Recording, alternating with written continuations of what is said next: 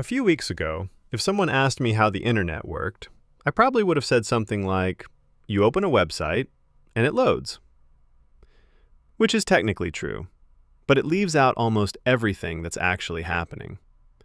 While learning backend development recently, I kept running into the same words over and over again. Request, response, API, HTTP.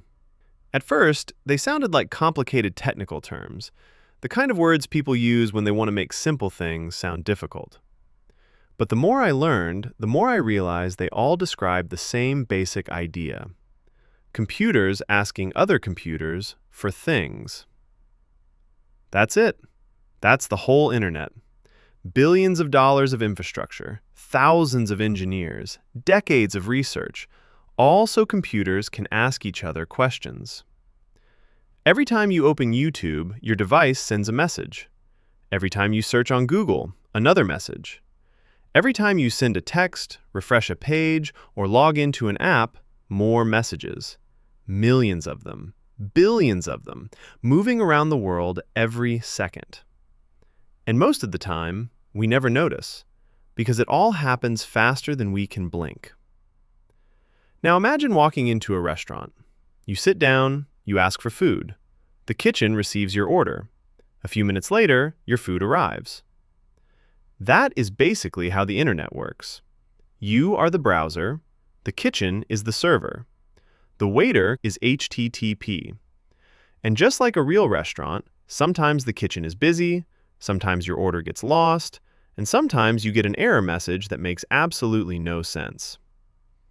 Ask, receive, request, response. The names change, the idea doesn't. I also kept hearing the word API everywhere. For a while, I assumed it was some advanced concept that would take weeks to understand. It's not. An API is just a door that lets two different systems talk to each other. A weather app knocks on the door and asks, "What's the temperature today?" The server opens the door and says, 32 degrees. That's an API. I spent 3 days being scared of that word. The more examples I saw, the harder it became to ignore.